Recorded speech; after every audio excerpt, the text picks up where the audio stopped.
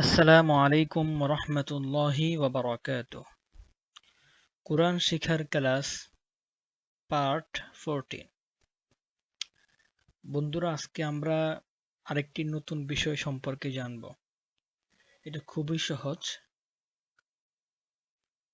আমরা পূর্বে জবর, জের, পেশ সম্পর্কে জেনেছি।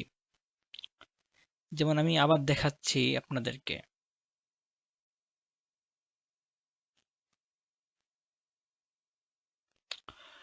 এই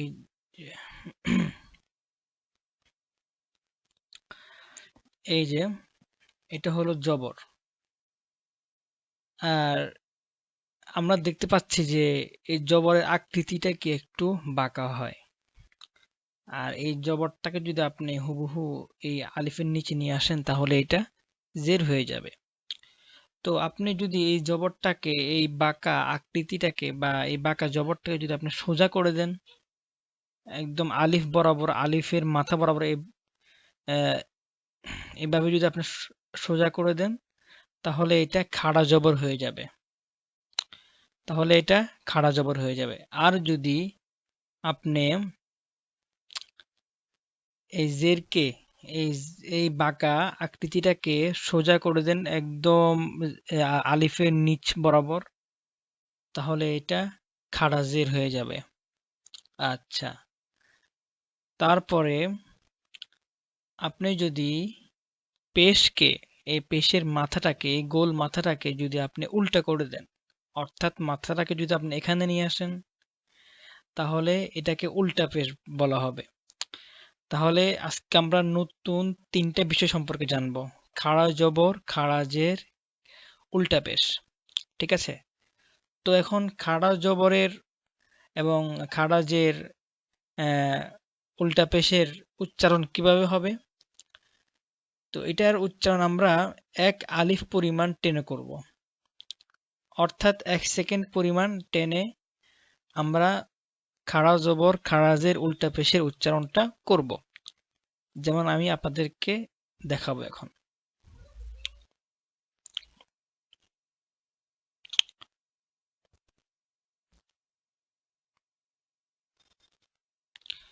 এই যে দেখেন এখানে তা, এটা কি তা? তো তা এর উপরে এটা হলো খাড়া জবর।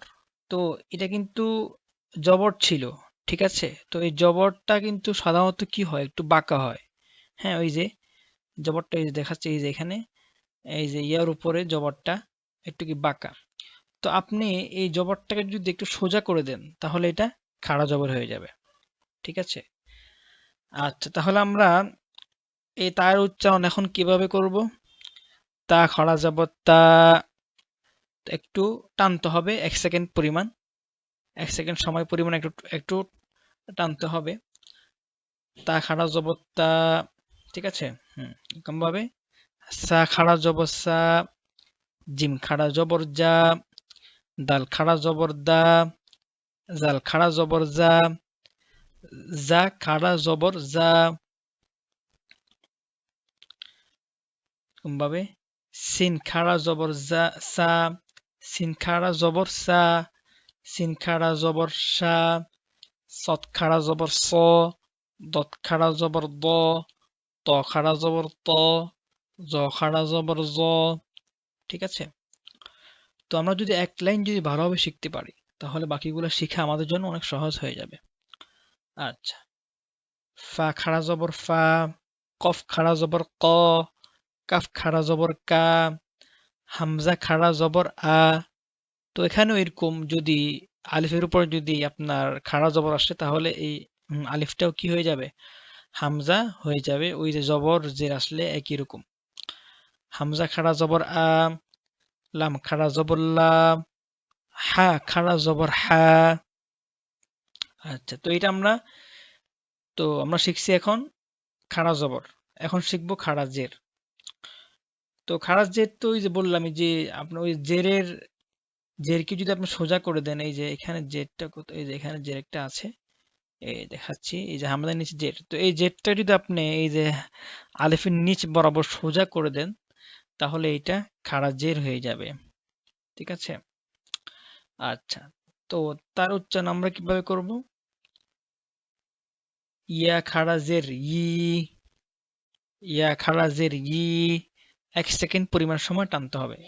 ইয়া খাড়া জবর ই, র খাড়া র খাড়া জের রি, মিম খাড়া জের মি, লাম খাড়া জের লি, ওয়াও খাড়া জের উই, নুন খাড়া জের নি। ঠিক আছে? আচ্ছা, এখন আমরা শিখব হলো উল্টা পেশ। যে পেশ আমরা বলছিলাম যদি পেশটাকে যদি আমরা উল্টা করে দিই তাহলে এটা উল্টা পেশ হয়ে যায়। তো দেখেন এখানে পূর্বে আমরা পড়ছিলাম, এই দেখেন এই পেশের মাথাটাকে যদি আমরা উল্টা করে দিই অর্থাৎ এখানে নিয়ে আসি তাহলে এটা উল্টা পেশ হয়ে যাবে।